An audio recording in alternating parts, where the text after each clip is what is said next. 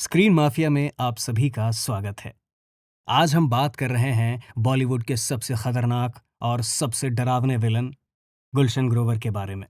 दिल्ली में 21 सितंबर 1955 को जन्मे गुलशन ग्रोवर का बचपन किसी फिल्मी परिवार में नहीं बीता था। उनके पिता विशंबरनाथ ग्रोवर और माता रामरखी ग्रोवर एक साधारण पंजाबी परिवार से थे।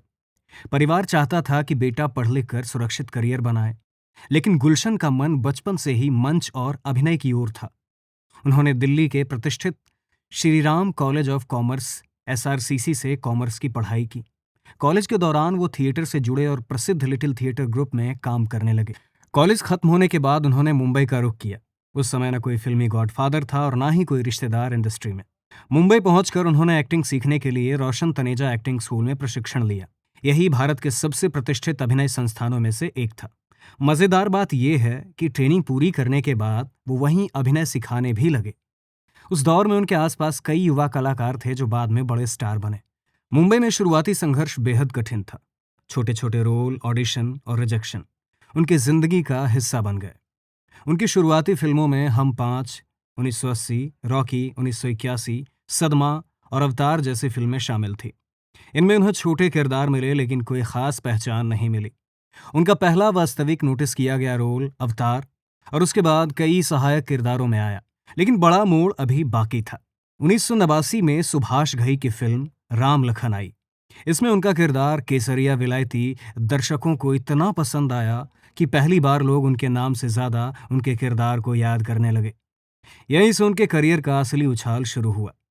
बाद में सुभाष घई ने उन्हें बैडमैन कहना शुरू किया और ये नाम इतना लोकप्रिय हुआ कि पूरी इंडस्ट्री उन्हें इसी नाम से पहचानने लगी। आज भी शायद ही कोई विलन हो जिसकी ब्रांडिंग उसके असली नाम से ज्यादा उसके स्क्रीन नाम से हुई हो। 90 का दशक गुलशन ग्रोवर का स्वर्णकाल साबित हुआ। वो लगभग हर बड़े हीरो के सामने खलनायक बने। अमिताभ बच्चन, धर्मेंद्र, सनी देओल, जैकी श्रॉफ, संजय दत्त, अनिल कपूर, गोविंदा, अजय देवगन, अक्षय कुमार, सलमान खान, शाहरुख खान, लगभग हर सुपरस्टार के साथ उन्होंने काम किया। मोहरा, sir, Raja Babu, duplicate, yes boss, Hera फेरी जैसी कई फिल्मों में उनके किरदार दर्शकों को याद रह गए। उनकी सबसे चर्चित फिल्मों में से एक 2003 की बूम थी। इस फिल्म में कैटरीना कैफ नई थी और फिल्म में गुलशन ग्रोवर तथा कैटरीना का एक बोल्ड किसिंग सीन काफी विवादों में रहा। उस समय मीडिया में खूब चर्चा हुई। हालांकि दोनों ने इसे सिर्फ प्रोफेशनल काम बताया। बाद में गुलशन ग्रोवर ने कई इंटरव्यू में कहा कि वो सीन करना उनके लिए भी आसान नहीं था, क्योंकि कैटरीना उनसे काफी छोटी थी और वो असहज महसूस कर रहे थे। गुलशन ग्रोवर का नाम कई बार रिलेशनशिप में अफवाहों से भी जुड़ा। पाकिस्तानी अभिनेत्री सोमी अली के साथ उनके संबंधों की चर्चा हुई।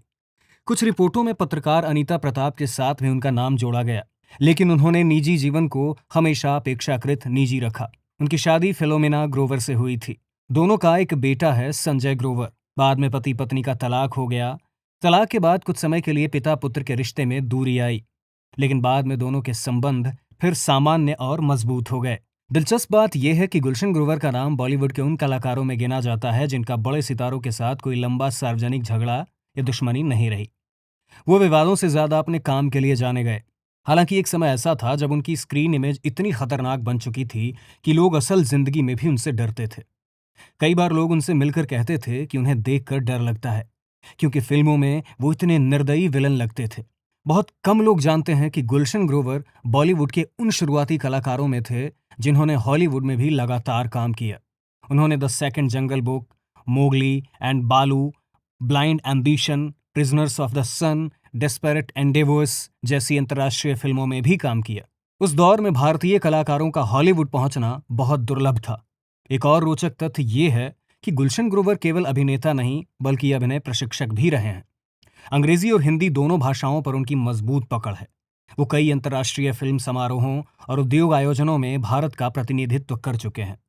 वो बिजनेस और फिल्म मार्केटिंग की समझ रखने वाले कलाकारों में भी गिने जाते हैं। उनके करियर का सबसे बड़ा सम्मान यही माना जाता है कि 4 दशक से ज्यादा समय तक वो लगातार प्रासंगिक बने रहे। उन्होंने 400 से अधिक फिल्मों में काम किया। जिस दौर में विलेन अक्सर हीरो के सामने फीके पड़ जाते थे, उस दौर में गुलशन ग्रोवर ने ऐसा व्यक्तित्व बनाया कि दर्शक हीरो के साथ साथ विलन को भी याद रखते थे।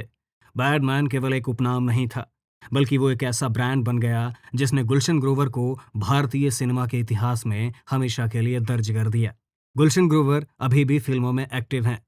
वो वेब सीरीज में भी काम करते हैं। आज के लिए इतना ही। अगली वीडियो में जल्दी मिलते हैं। धन्यवाद।